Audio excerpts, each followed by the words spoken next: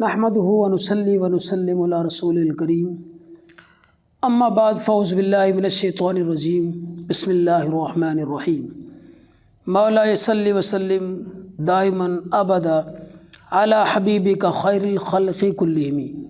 تمام معزز سامعین و ناظرین کو روحانی دنیا میں خوش آمدید۔ امید کرتا ہوں اللہ تعالیٰ کے فضل و کرم سے تمام احباب خیر و عافیت کے ساتھ ہوں گے۔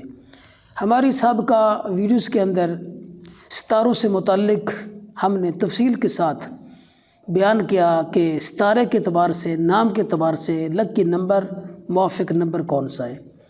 آج کی ویڈیوز کے اندر ستارے کے اعتبار سے ہم جانیں گے کہ ہمارے ستارے کے اعتبار سے دوست ستارے کون سے ہیں اور دشمن ستارے کون سے ہیں۔ اسی اعتبار سے ہم زندگی کے ہر میدان میں، ہر ایک معاملے میں ہم اپنے دوست ستارے کے ساتھ مل کر بہترین انداز میں اپنے معاملات زندگی کر سکتے ہیں۔ اور اگر ہمارے ساتھ کوئی ہمارا پارٹنرشپ یا ہمارے ساتھ چلنے والا احباب ہمارے ستارے کے مخالف ہیں، دشمن ستارے ہیں، تو پھر ہم ان سے اجتناب کر کے اپنے نقصان سے بچ سکتے ہیں۔ تو آج انشاءاللہ العزیز میں آپ کو بتاؤں گا کہ ہمارے ستارے کے اعتبار سے ہمارے دو ستارے کون سے ہیں اور دشمن ستارے کون سے ہیں۔ یقیناً آپ نے ہماری سابقہ ویڈیو دیکھی ہوگی، تو اگر نہیں دیکھی تو یہ ہماری پہلی ویڈیو ہے ستاروں کے اعتبار سے، جو پارٹ 1 ہے، اس میں آپ اپنے نام کے اعتبار سے اپنے ستارے کی معلومات حاصل کر سکتے ہیں۔ جن احباب کا ستارہ زحل ہے، زحل ستارے والے جو احباب ہیں، ان کا جو دوست ستارہ ہے وہ ہے عطارد، اور جو دشمن ستارہ ہے وہ ہے شمس۔ جو احباب ہمارے شمس ستارے والے ہیں، ان کا جو دوست ستارہ ہے وہ ہے مریخ اور مشتری، اور جو دشمن ستارہ ہے وہ ہے زحل اور زہرہ۔ جن احباب کا ستارہ قمر ہے، ان کا دوست ستارہ ہے مشتری اور دشمن ستارہ ہے عطارد۔ جن احباب کا ستارہ مریخ ہے، ان کا جو دوست ستارہ ہے وہ ہے شمس، اور جو دشمن ستارہ ہے وہ ہے عطارد اور قمر۔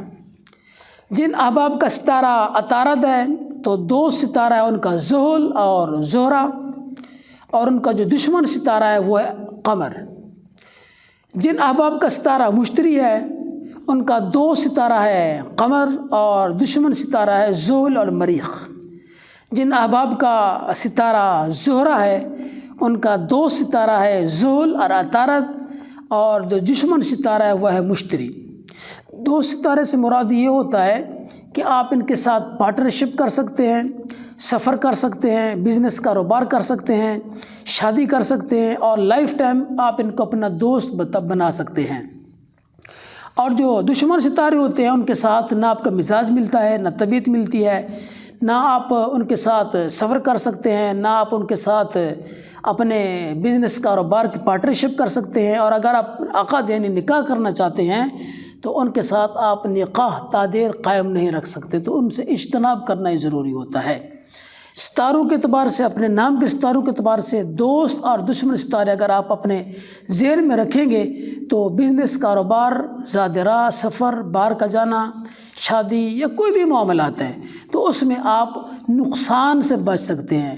جو دشمن ستارے ہیں ان سے اجتناب ضروری ہوگا، اور جو دوست ستارے ہیں ان کے ساتھ آنکھیں بند کر کے آپ اپنے زندگی کے معاملات کر سکتے ہیں۔ جزاکم اللہ خیرا۔